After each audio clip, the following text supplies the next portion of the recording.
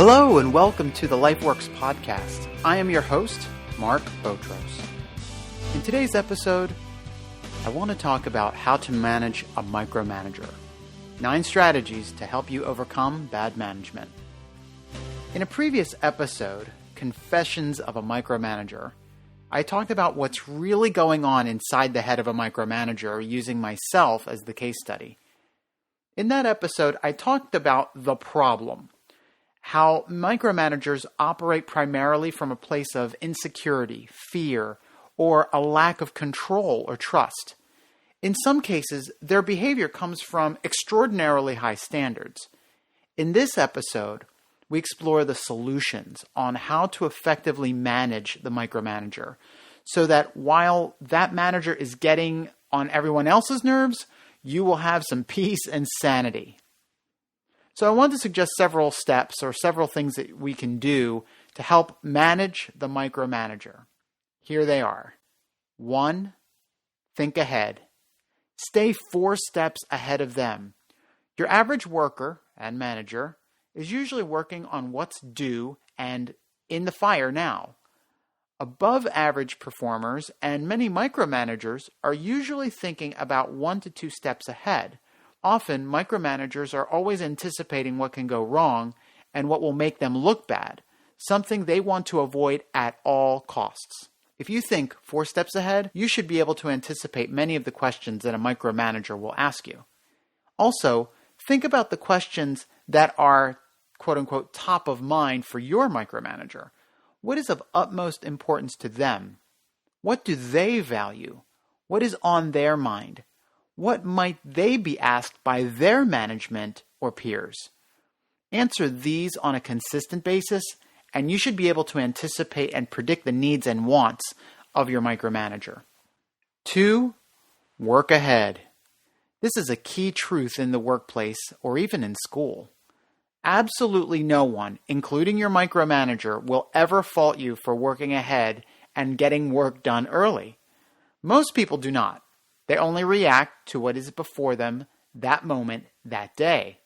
But those who proact, or rather work in advance of deadlines and emergencies, are seen as high performers. Why? Because the average person doesn't think or act proactively.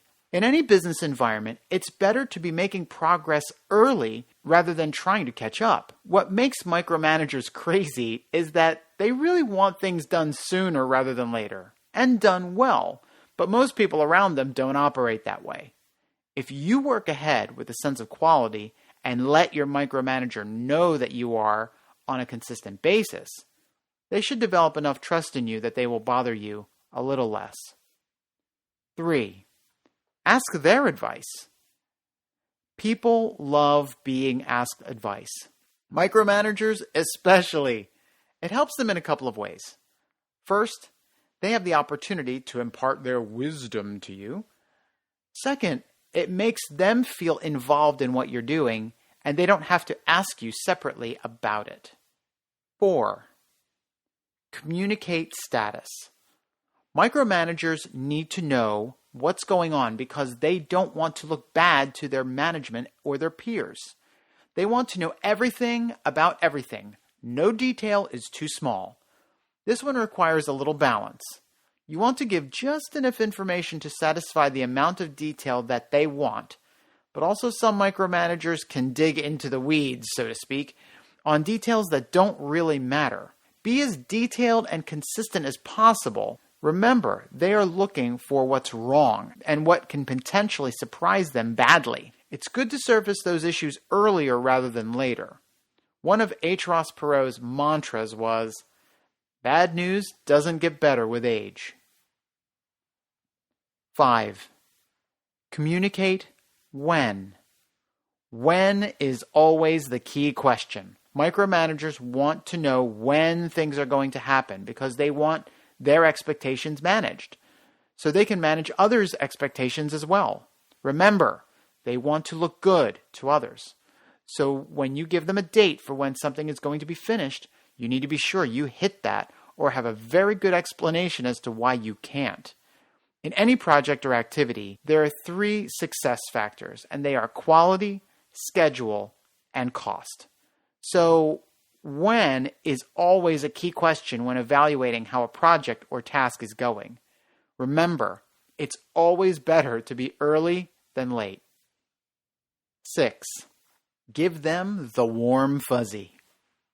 Micromanagers, especially those who are driven by control or extremely high standards, need reassurance. Tell them that you have things well under control, that you will keep them updated, and that they will have a full say in the process. They need to be reminded of all that, otherwise they will get all over you about it, and they won't leave you alone until they get the warm fuzzy. The warm fuzzy is that feeling that everything is going to be all right. If you work proactively in managing them, that is, communicating status, schedule, and any bad news and solutions that you have already thought of early, then you will be able to work with sanity under that manager. 7. Delegate up. Give your micromanagers something to do, to research, or a question to answer that you can't, and let them do it. Often micromanagers are just looking for a purpose and need something for their to-do list. Say, "Can I get your help with this?" This is a win-win because it gets them feeling purposeful and involved while staying out of your hair to focus on your work. And for that moment, you are the boss. 8. Come to Jesus. Dr. Wayne Dyer once said, "We teach people how they should treat us." In the business world, we use a phrase called having a come to Jesus talk. That's when we need to have a difficult talk with someone that requires them to change. You may need to have such a talk with your micromanager to let them know that their behavior is affecting you. 9. Last resort. A colleague of mine once told me about a micromanager that met with her, get this, 3 times a day. And the micromanager would tear apart her work every time. And this happened every day for months. It wasn't a surprise that people didn't last long around that manager. But often those managers get results, and senior management is often too cowardly or too busy to let go of someone who's getting results. If senior management is short-sighted, they don't care how it gets done. So after you've done all that you can do, there are times when, for the sake of your health and your sanity, you need to move on.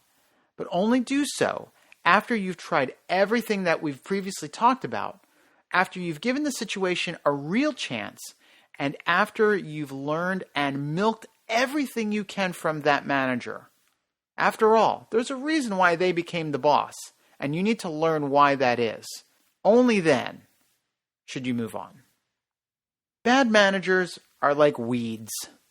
They're everywhere, and statistically, there are more bad managers than good. You can't avoid them, and you can't quit every time you encounter one. You have to learn how to manage them, not the other way around. If you get a bad manager who is a micromanager, you have a unique opportunity to really up your game. Micromanagers are actually good for that. They expose the weaknesses in our work ethic and call us higher. We should treasure those as learning and growth opportunities for ourselves.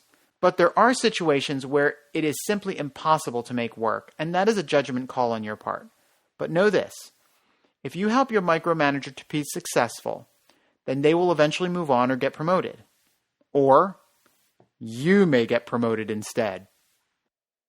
I have a question for you. What advice would you give in working with micromanagers or just bad managers in general? If you enjoyed this podcast, please subscribe or sign up for my free updates at my website at markabotros.com, and you'll never miss a post or an episode. And if you think that someone will benefit from this, please share with them. Please comment on it in social media and or connect with me personally. I would love to hear